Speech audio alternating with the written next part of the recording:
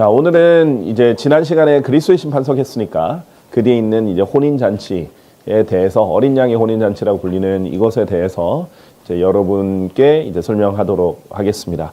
자, 우리 모두는 너무나 감사하게 어린 양의 혼인잔치에 이제 초대를 받았습니다. 자, 결혼식에 초대를 받는다는 것 자체는 굉장히 큰 의미가 있는 것이죠. 아, 내가 이 사람이 왔으면 좋겠다. 나를 축하해 줬으면 좋겠다. 그리고 이 사람이 나에게 의미가 있다. 이런 등등의 다양한 의미가 될 수 있겠죠. 그런데 이게 예를 들면 뭐 대통령의 자식의 혼인잔치다. 그러면 나는 굉장히 중요한 사람에게 인정받나 보다. 이렇게 할 텐데 왕에게 초대를 받았다. 영국 왕에게 왕실에 내가 초대를 받아서 갔다. 이러면 이제 뉴스에도 날 만한 일이 되겠죠. 자, 그런데 이제 왕 중의 왕이시고 만왕의 왕이신 예수님의 혼인잔치에 초대되는 것도 너무 감사한데 우리가 주인공이에요.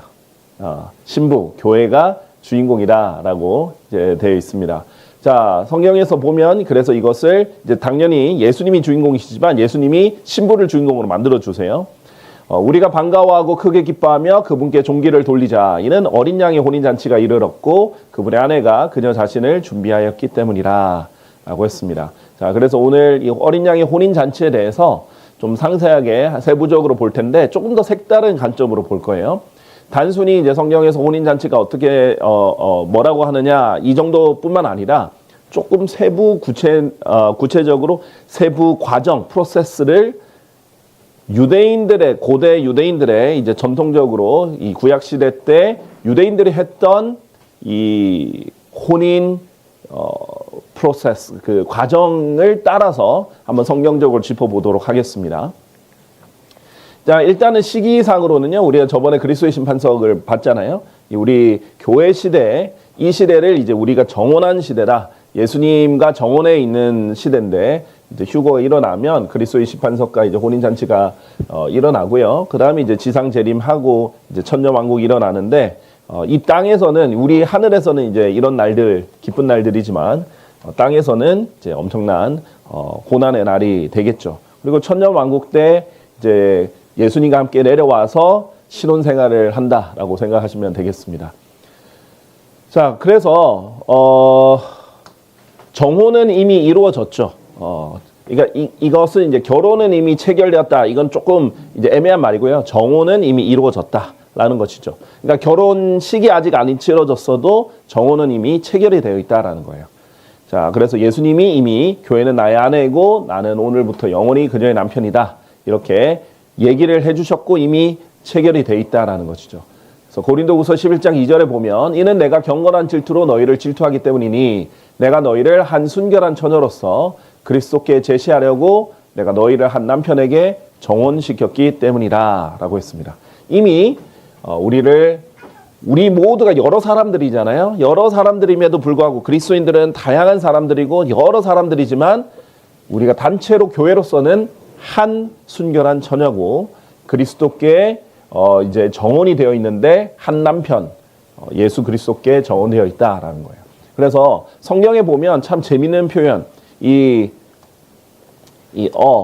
이라는 우리나라 말로는 부정관사, 관사라는 건데 이것이 매우 중요한데 결혼에 있어서 이것이 굉장히 많이 등장합니다. 그래서 창세기 때부터 한 남자와 한 여자가 결혼한다라고 이렇게 계속 나와 있어요. 아담과 이브를 얘기할 때 한 남편에게 a husband 이렇게 강조를 하고 있어요.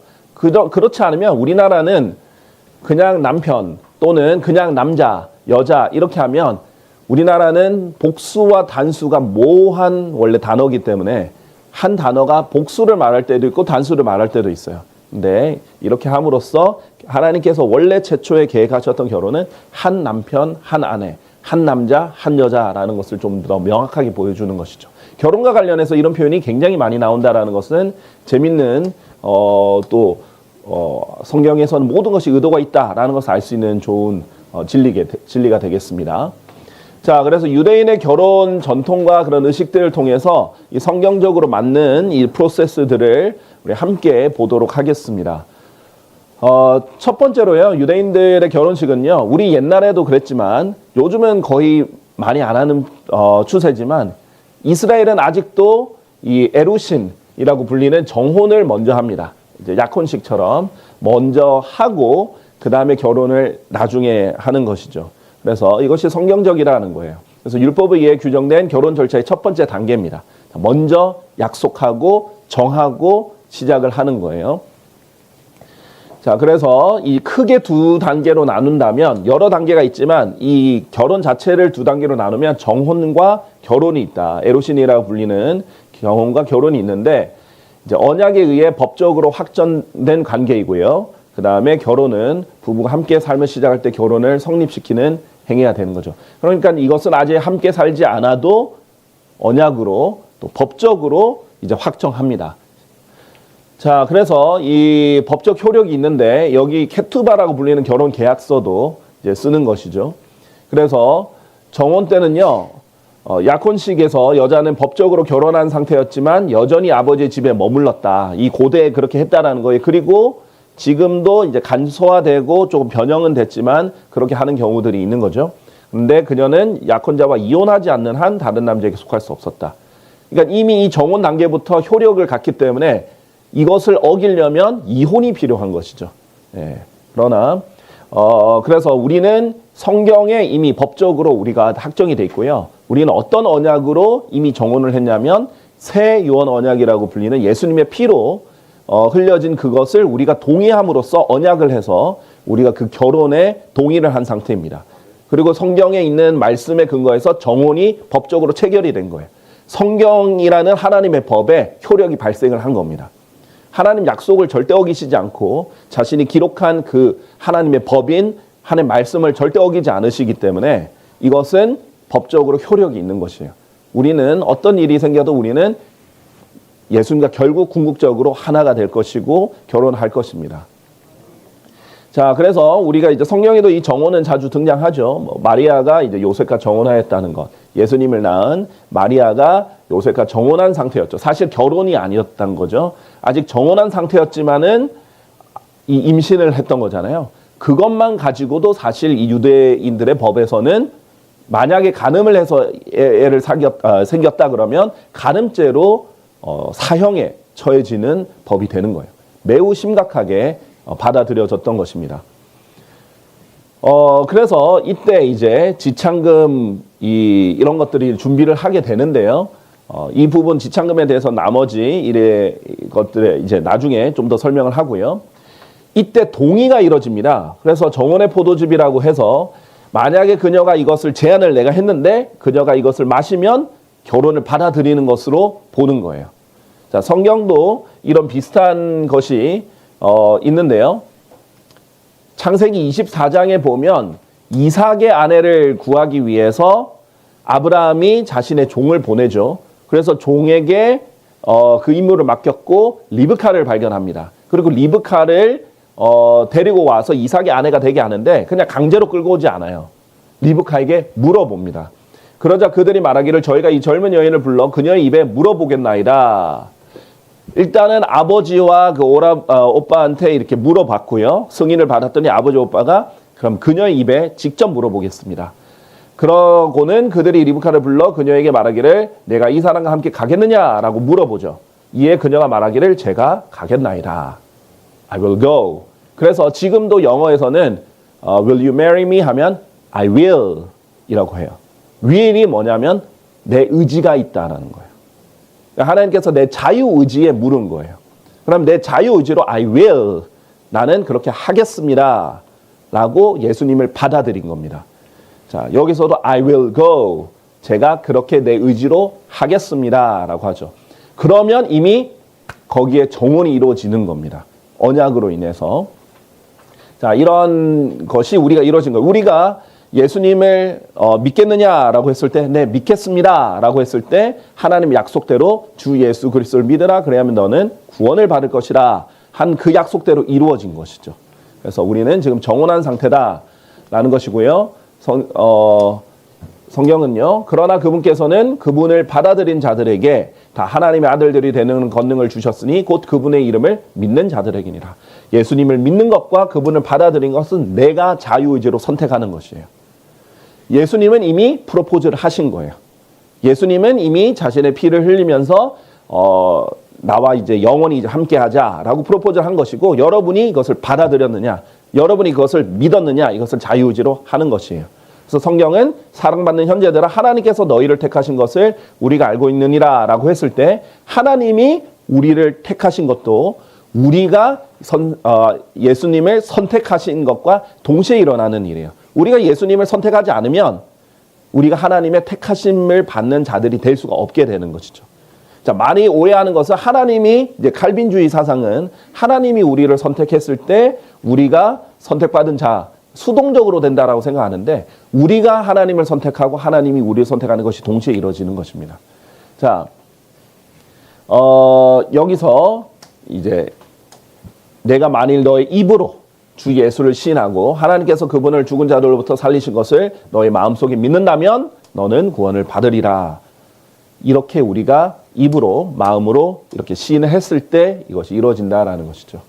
자, 두 번째 단계는 이제 모하르라고 불리는 지참금을 이제 지불하는 단계입니다. 신부를 위한 이제 지참금인데, 신부를 귀하게 여겨서 나는 이 신부를 위해서 기꺼이 이렇게 값을 치르겠습니다라고 하는 단계죠. 이제 고대에서는 이제 신랑의 가족은 귀중한 구성원을 얻었잖아요. 예전엔 또 가사일을 돕기도 하고 도움이 되니까 신부의 가족은 그 구성원을 이제 잃은 것이고, 그래서 신랑의 아버지가 신부의 아버지에게 그녀의 가족 내의 유용한 가치를 보상하는 것이 이제 합리적이었다, 이렇게 얘기를 하죠. 그런 제도는 이제 우리나라에도 있었습니다. 자, 그런데 지금은요, 이런 좋은 전통과 다르게, 그러니까 신부를 위해서 얼마나 그 가치를 인정해 주는 거니까 좋은 거예요. 그런데 지금 이것과 완전히 반대인 경우도 있어요. 특히 중동, 이 이슬람교 쪽의 문화는요, 달라요. 그래서 일부 아시아 국가에서는요, 여성이 남성에게 지참금을 줘요. 반대로. 그리고 예상 지참금 가격을 지불 못하거나 앞으로 추가를 지불할 수 없는 여성은 종종 괴롭힘과 학대의 대상이 되기도 합니다.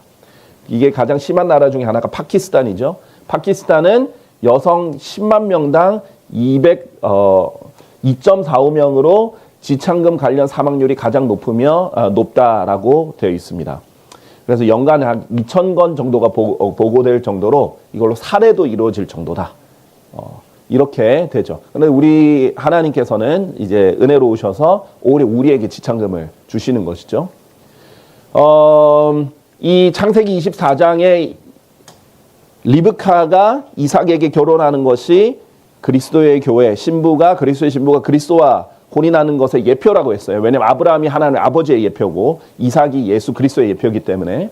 자, 그때 이 아브라함의 심부름을 하는 그 종이 은 장신구들과 근 장신구들과 의상을 꺼내어 그것들을 리브카에게 주었더라. 그가 그녀의 오라비와 그녀의 어머니에게도 귀한 것들을 주었더라.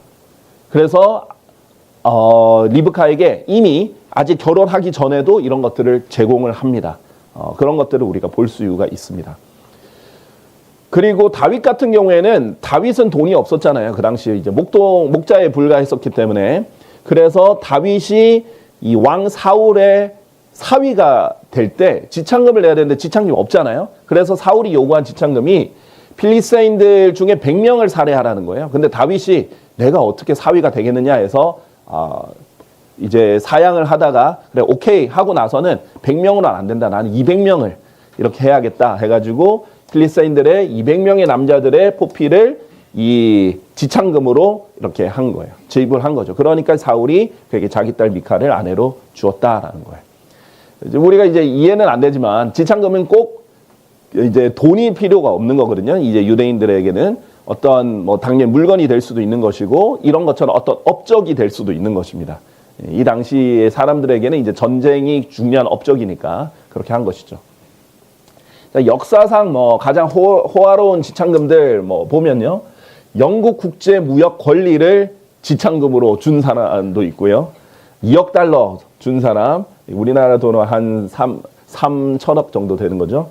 그다음에 프랑스의 절반을 지참금으로, 그다음에 많은 노예들 또는 오크리 제도라는 섬들을 이제 지참금으로 준 사람들이 있죠. 근데 이게 아무리 이렇게 호화로워봤자 예수님이 우리에게 준 지참금에 전혀 미치지를 못합니다.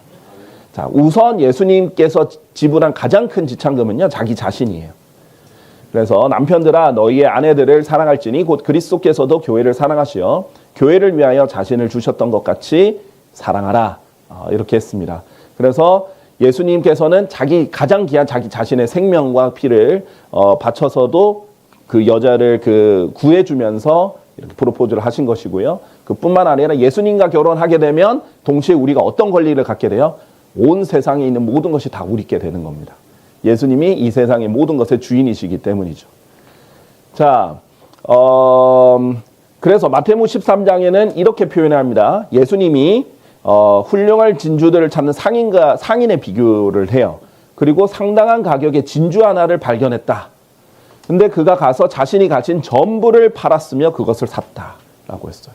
이 진주는요, 이 교회를 예표하는 것입니다. 살아있는 보물이에요. 살아있는 보석. 그래서 이제 교회는 살아있는 유기체로서 그리스도의 몸인데 하나님께서 구속받은 자들을 보석에 비유하신다 그랬죠. 그런데 이 아무리 구원받는 사람들이 많아도 하나예요. 진주 하나를 샀다라고 얘기를 하시죠. 그래서 이 부분이 이제 교회와 관련이 있는데 하나님께서 이 교회를 얻기 위해서 자신의 신부를 얻기 위해서는 자신이 가진 전부를 팔았다라고 얘기합니다. 예수님이 이 신부를 얻기 위해서는요, 자기 자신의 전부도 자기 자신도 내놓았고 사실 지참금으로 온 세상을 다 건 거예요. 그래서 이제는 우리가 모든 것을 다 공유할 수 있게 해주신 것입니다. 이제 지참금, 모하르라고 불리는 그런 단계죠. 그래서 성경에서는 예수님께서 지불하신 그 피값이 이렇다라고 얘기하는데요. 너희 조상들로부터 전통으로 받은 너희의 헛된 생활 방식에서 너희가 구속된 것은 은과 금같이 썩을 수 있는 것들로 된 것이 아니다. 오직 흠없고 점없는 어린 양의 피 같은 그리스도의 보배로운 피로 구속된 것이다. 우리가 아주 가치 있는, 세상에서 가장 가치 있는 것으로 우리는 신부가 되었다라고 보시면 되겠습니다.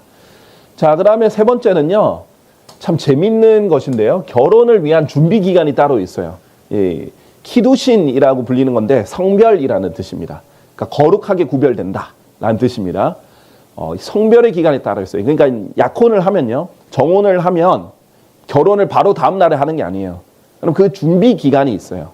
그럼 그 준비 기간 동안 남자는 아내를 위한 어떤 거처를 마련을 한다든지 아내의 결혼 생활을 위한 준비를 기간을 가집니다.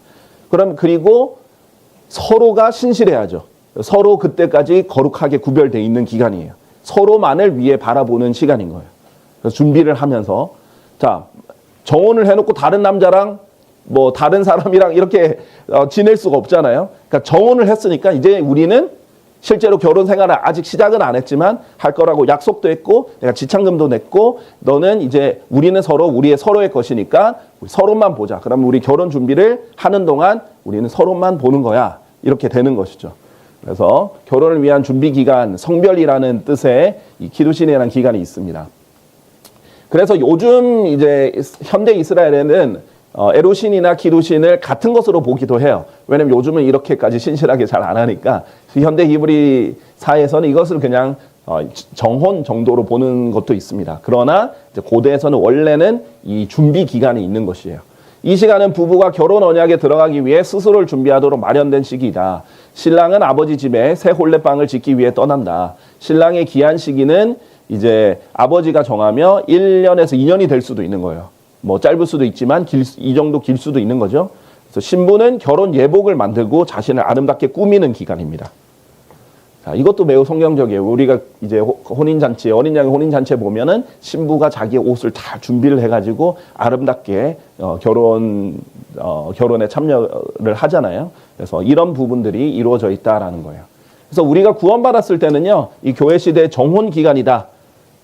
에루신이라고 보시면 되고요. 교회 시대는 준비 기간이다. 성별하는 거예요. 자기를 깨끗하게 하고 남편을 기다릴 뿐만 아니라 예쁘게 단장을 해서 결혼을 준비하는 그런 단계라는 거죠. 그리고 나서 이제 어린 양의 혼인잔치에는 리수인이라고 불리는 결혼 그 자체가 이루어지는 것이죠. 자, 요한복음 14장 1절에서 3절을 보면 예수님도 이렇게 말씀하시죠. 너희의 마음이 근심하지 않게 하라. 나의 아버지의 집에는 많은 저택들이 있느니라. 나는 너희를 위하여 한 처소를 예비하러 가노라. 나는 다시 올 것이요 너희를 나 자신에게로 맞아들이리라. 이는 내가 있는 곳에 너희 또한 있게 하려 함이라. 예수님이 우리를 2000년 동안 우리를 위해 제일 좋은 곳을 마련하시기 위해서 지금 준비하고 계시는 거예요. 그런데 이제 우리는 예수님이 이렇게 공들이고 있는데 우리는 얼마나 우리 혼인잔치를 위해서, 어린 양 혼인잔치를 위해서 공들이고 있는지 생각해 보셔야 돼요. 얼마나 예수님만 바라보고 정결하게 하고 있고, 이제 그 혼인잔치에 입을 옷을, 예쁜 옷을 만들기 위해서 우리가 뒤에도 언급을 하겠지만 우리가 예수를 위해서 섬기고 이렇게 했던 그리스도의 심판석에 받는 보상들이 우리를 단장할 수 있는 재료들이 되는 거예요. 금, 은, 보석, 왕관들 이런 것들이 관련이 있는 것입니다. 자, 그래서 그분께서 우리를 위하여 죽으셨으니 우리가 깨든지 자든지 우리로 하여금 그분과 함께 살게 하려 하십니다. 함께 이제 영원히 같이 살려고 우리를 위해 죽어주셨다. 이렇게 하는 것이죠. 자, 그래서 내가 반드시 속해 오리라 이렇게 약속까지 하셨고 지금은 결혼을 위한 준비 기간이다 라고 보시면 되겠습니다. 그래서 데살로니가전서 5장 23절에 보면 그리고 화평에 바로 그 하나님께서 너희를 온전히 성결하게 구별시키시기를 기원하노라. 우리는 예수님 위해서 온전히 성결하게 구별되어야 돼요. 이 땅은 너무나 죄가 많고 추악한 세상이기 때문에 우리가 잘 구별되어 있지 않으면 세상과 자꾸 섞여 있으면 우리는 더럽혀지거든요. 그러니까 성결하게 구별되어 있어야 돼요. 그리하여 우리 주 예수 그리스도 오심까지, 예수님 다시 오실 때까지 너희의 온 영과 혼과 몸이 비난받을 것이 없게 보존되기를 내가 하나님께 기도하노라 했어요. 바울의 간절한 기도죠. 우리 모두가, 그리고 그리스도인들 모두가 예수님 다시 오실 때까지 자기 영과 혼과 몸을 깨끗하게 잘 보존하는 것입니다. 그래야 그리스도의 심판석 갔을 때 비난받을 일과 책망받을 일이 없어지는 것이죠. 그리고 어린 양의 혼인잔치를 잘 준비하는 것입니다. 우리가 혼과 영과 몸, 이 영혼 몸을 다 점검하는 것, 우리에게 있어서 매우 중요한 부분이 되겠습니다. 자, 그 다음에 네 번째는 이 보증 선물이에요. 지창금이라는, 모하르라는 지창금을 냈는데도 불구하고 이 약속의 보증 선물을 따로 줍니다. 마탄이라고 불리는 건데, 신랑이 신부에게 내가 곧 다시 올게, 내가 잘 준비해서 다시 올게, 기다려줘 하고 보장하기 위해 이 선물을 주는 거예요. 자, 대표적인 이 신랑의 기한을 보장하는 증표가 뭐냐면 바로 이 반지예요. 반지. 그래서 이제 우리 결혼식 할 때 반지 교환하잖아요. 지금은 약간 상징적으로 남아 있지만 이 반지가 굉장히 큰 의미가 있는 거예요.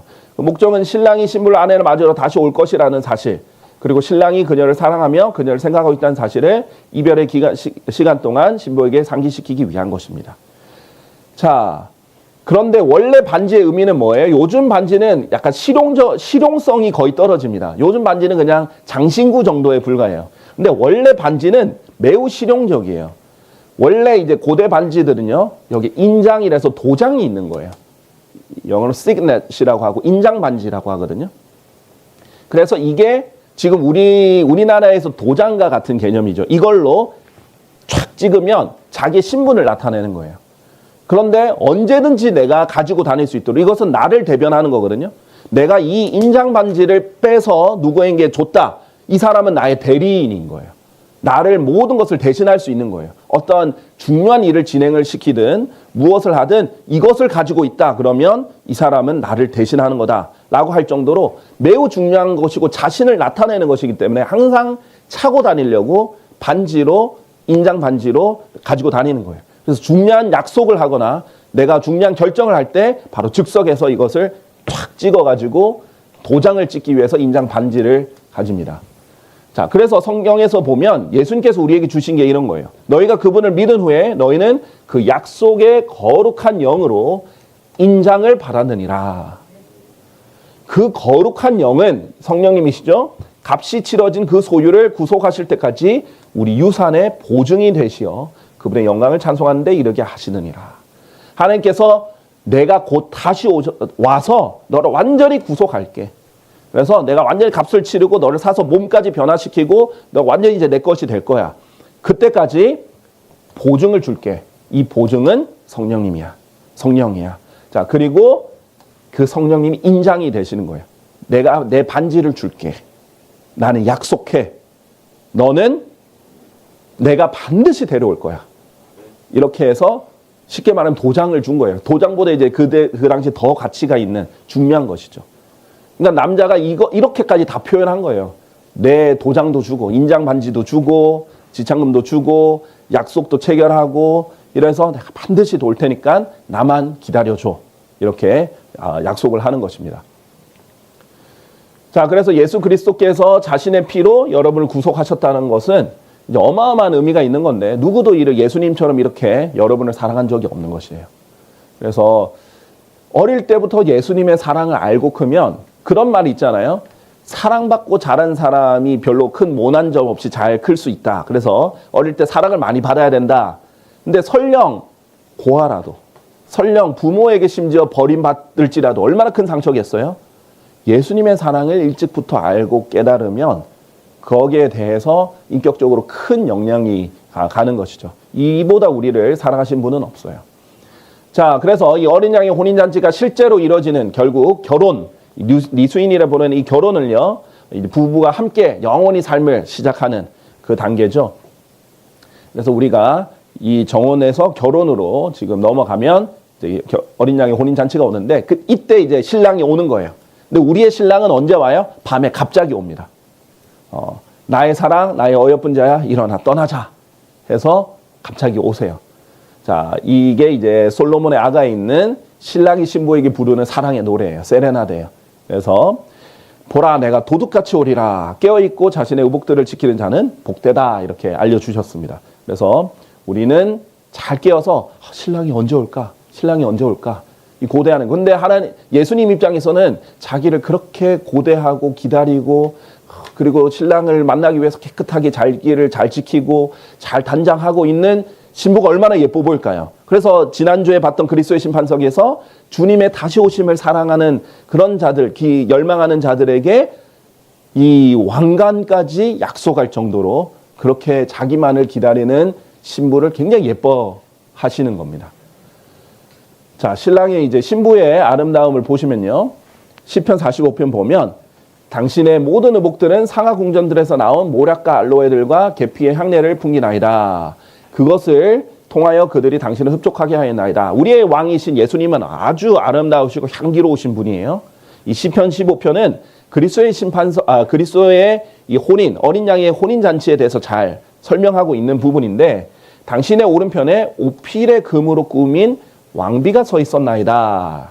그래서 이 왕비는 금으로 꾸며져 있다. 오필의 금으로 꾸며져 있다라고 돼 있고요.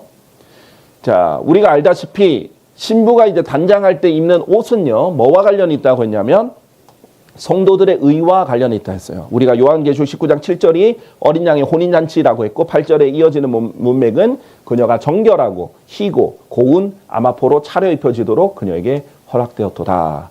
그래서 고운 아마포와 성도들의 의를 가집니다. 자, 그런데 여기서 이제 오늘 조금 더 세부적으로 볼게요. 시편 45편을 통해서 우리가 조금 더 세부적으로 볼 수 있는 거는요. 지금 겉으로 우리 보통 웨딩드레스가 하얗잖아요. 보통 일반적으로 이런 하얗고 예쁜 웨딩드레스가 있을 뿐만 아니라 속에 있는 속옷도 등장을 합니다. 그런 부분에 대해서 우리가 조금 나눠서 볼게요. 일단 우리 교회가 휴거가 되고 나서 예수님께 나타날 때는 그것을 영광스러운 교회라고 표현합니다. 이는 그분께서 교회를 성결하게 구별하시고 말씀에 의한 물의 씻음으로 정결하게 하려 하심이요. 우리를 이제 계속 말씀으로 씻는 이유를 설명을 하는 거 있어요. 그분께서 교회를 점이나 주름이나 그러한 것이 조금도 없는 영광스러운 교회로 자신에게 제시하려 하십니다. 오직 그것을 거룩하고 흠없게 하려 하십니다. 자, 우리가 최종적으로는요, 그리스도의 심판석에서 우리의 잘못된 점, 주름, 그런 모든 것들을 다 심판받고 불태워지고 깨끗하게 씻기고 해결하고 혼인잔치에 가는 거거든요. 그러니까 여러분 생각해 보세요. 아마 이제 많은 자매님들, 이제 여성분들의 공감을 하겠지만은 얼굴 볼 때마다 이 잡티가 좀 없으면 좋겠는데, 이 주름이 좀 없으면 좋겠다. 이 탱탱한 피부가 20대 때 그때 피부가 됐으면 좋겠다. 나 여기에 좀 흠이 없으면 좋겠는데, 그래서 뭐 피부과도 다니고 그렇게 하는 거잖아요. 그런데 완전히 이제 깨끗하고 점도 없고 주름도 없고 완전히 예쁜 모습으로 나타나는 것이에요. 자, 그런데 이 시편 45편에 보면 이 의복과 관련해서 이런 표현이 되어 있어요. 우필의 금으로 꾸민 왕비가 서 있었나이다.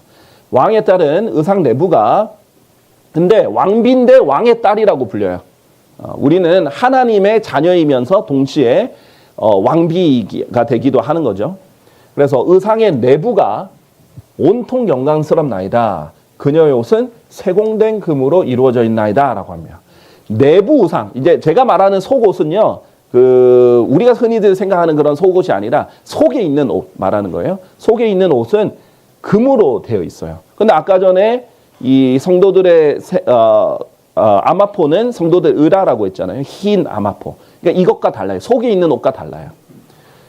이것은 금은요, 신성을 상징한다라고 지난 시간에 말씀드렸죠.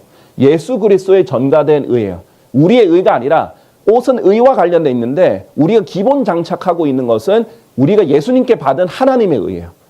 하나님의 의는 금빛 찬란하게 빛나고 있습니다. 그런데 시편 45편 14절이죠. 이 9절이 아니라 14절입니다. 바느질한 의상을 입고 그녀가 왕께 인도되리이다. 그 위에 겉에 추가적으로 자기가 입는 옷은요, 우리가 직접 바느질한 옷이에요. 흰 아마포죠. 우리는 웨딩 드레스를 지금 만들어 가고 있다라고 생각하시면 됩니다. 자, 그래서 이 겉옷은 수놓은 옷, 자기가 직접 바느질한 옷을 입는 것이다라는 거예요. 그러나 이제 이것 때문에 헷갈리시는 분이 있을 거예요. 개개인적으로는요, 그리스도의 심판석에서 벌거벗은 채 수치스럽게 발견되는 사람이 있습니다. 근데 이제 그리스도의 심판석 통과하고 나면 이제 최종적으로 교회라는 단체로 봤을 때는, 교회라는 단체로 한 신부를 봤을 때는 가장 화려하게 잘 차려입잖아요. 속에는 예수 그리스도의 일을 상징하는 금빛 찬란한 이제 옷을 입고 겉에 이 웨딩 드레스처럼 하얀색 아마포가 있을 것이다라는 것이에요. 자, 여기에 이제 새 포도즙이 등장을 하는데 포도즙으로 이제 축복을 이렇게 비는 이런 장면들이 나옵니다. 실제 결혼 잔치 때. 그래서 새 포도즙은 예수 그리스도의 피를 상징하죠. 예수님께서 최후의 만찬 때 잔을 집으시고 이 안에 있는 포도즙을 가지고 이 새 유언 언약에 속한 나의 피다라고 새 포도즙을 새 유언에 속한 나의 피다라고 했습니다. 자, 그래서 포도즙을 피로 비유하는 것이 성경에서 자주 일어나는 일이죠. 그래서 예수님 당시에 이 최후의 만찬 때는 포도나무 열매가 있었어요. 즉 포도가 있었습니다. 앞에. 이걸 직접 짜서 마시는 게 포도즙이에요. 흔히들 생각하듯이 예수님 술을 마신 게 아니에요. 술은 짜고 나서 발효를 다 시켜야 돼요. 근데 그게 아니라 직접 포도 열매를 짜가지고 먹는 포도즙이었죠. 그래서 새 포도즙이라고 하는 거예요. 오래 묵혀놓은 발효된 포도주가 아니라고요. 자, 그러면 여러분이 이것을 이제 마시고 나서는 어떻게 반응하겠어요? 요한복음 2장의 가나의 혼인잔치처럼 당신은 이제껏 좋은 포도즙을 간직해 두었도다. 지금까지 먹었던 포도즙 중에 가장 좋은 포도즙을 간직해 두셨군요. 이런 고백을 하게 되실 겁니다. 자, 그 다음에 유리깨기라는 전통이 있는데 이것은 이제 흥미롭죠. 이 유대인들 전통 이 의식을 보면 마젤토브라고 불리는 축하합니다 하면서 유리잔을 발로 깬대요. 참 우리가 이해하기는 좀 힘들지만 그렇게 깨는 게 있어요. 근데 이제 외국 사람들도 우리가 보면 우리의 전통 혼례 잔치에 보면 함 사세요 이렇게 하면서 뭐 발바닥도 때리고 뭐 그렇게 하잖아요. 도저히 이해할 수 없는 풍습입니다. 그것보다는 나을 수도 있어요. 자, 근데 예수님께서 지상 재림 하실 때 이제 혼인 잔치를 끝나고 탁 내려오잖아요. 내려오실 때 진짜 깨십니다. 발로 짓밟으세요. 뭐를 하냐면요. 포도즙을 짜는 틀을 밟는 자 같으니라 이렇게 하면서 내가 홀로 포도즙 틀을 밟았도다. 예수님이 붉은 복장을 하고 오신다는 거예요. 원래 흰 옷이었는데 이제 신랑으로서 흰 옷을 입고 혼인잔치를 다 하고 지상재림을 했는데 붉은 복장을 하고 있다. 자, 왜 그러냐면 분노 가운데 이 예수님을 반대해서 모였던 적그리스도의 세력들이 이 땅에 있잖아요. 그 사람들 다 혼내시고 짓밟고 하다 보니까 그들의 피가 나의 의복들 위에 뿌려질 것이요 나는 나의 모든 상들을 얼룩지게 하겠노라. 그래서 붉은 의상이 돼버린 거예요. 자, 이게 이사야서 63장에 미리 기록되어 있는 것이고 요한계시록 19장에도 이것을 설명하는데 그분께서 전능하신 하나님의 맹렬함과 진노의 포도즙들을 밟으시니라. 그리고 그 포도즙들이 도성 밖에서 밟혔고 피가 포도즙들 밖으로 나왔는데 심지어 말의 굴레들까지 닿았으며 1600펄롱의 공간까지 이르렀느냐. 거의 서울에서 부산까지 이르는 아주 긴 피해 강이 이루어지는 아마겟돈 전쟁이 이루어지는 것이죠. 자, 그래서 이해는 안 됐겠죠. 고대 유대인들이 왜 그 좋은 혼인잔치 다 하고 나서 왜 발로 유리를 깨서 밟는 그런 게 있는지. 근데 하나님께서는 혼인잔치 끝에 지상 재림에서 심판까지 있다는 것을 이제 보여주시려 했던 것 같습니다. 자, 그러면요, 우리 혼인잔치가 약간 두 가지로 나눠져 있는데요. 하늘의 혼인잔치뿐만 아니라 이 땅에서도 만찬으로 하나님께서 초대하십니다. 천사가 해안에서 있는 것을 내가 보았더라. 그리고 그가 하늘 한가운데를 나다리는 모든 날 짐승들에게 이같이 말하였더라. 이게 지상 재림하시면서 일어나는 일이에요. 위대하신 하나님의 만찬으로 와서 너희 스스로 함께 모이라. 이는 왕들의 살과 뭐 이런 것들을 먹어라. 이렇게 하면서 주어요. 왜냐하면 야마기톤 전쟁 때 그 피해강이 이루어지면서 다 죽이잖아요. 그것을 새들에게 초청해서 하나님 만찬에 참여해라.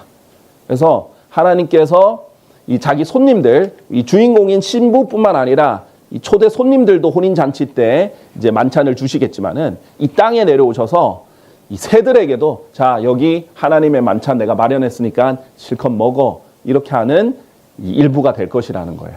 하나님 굉장히 무서운 분이세요. 하나님은 너무 은혜롭고 사랑스럽고 대단한 분이지만 동시에 굉장히 무섭고 공의롭고 그러신 거예요. 내가 하나님의 편이라는 게 얼마나 다행이에요. 내가 하나님의 것이고 하나님은 나를 볼 때 진노의 관점으로 보지 않는다는 거 얼마나 감사한 거예요. 하나님 나를 볼 때 사랑의 관점으로 본다는 게 너무 감사한 일입니다. 우리의 신랑은요, 그냥 수비 타시기만 한 그냥 무조건 이렇게 그냥 애구구 하시는 분이 아니라 진짜 멋지고 무섭고 대단하고 전쟁도 잘하고 힘도 세고 능력 있는 분이에요. 근데 나한테는 잘해주시고 사랑해주시는 거죠. 그것이 이제 너무 감사한 일입니다. 그래서 결론을 맺겠습니다. 우리가 이제 혼인잔치를 생각하면 우리가 엄청 크게 기뻐할 수 있겠죠. 우리가 반가워하고 크게 기뻐하며 그분께 종기를 돌리자. 이는 어린 양의 혼인잔치가 이르렀고 그분의 아내가 그녀 자신을 준비했기 때문이다. 여러분이 이제 희고 고운 아마포로 열심히 이 어린 양의 혼인잔치를 잘 준비하시길 바랍니다. 그래서 예수 그리스도를 만났을 때 자랑스럽게 그분 앞에 서시기를 간절히 바라겠습니다. 감사합니다.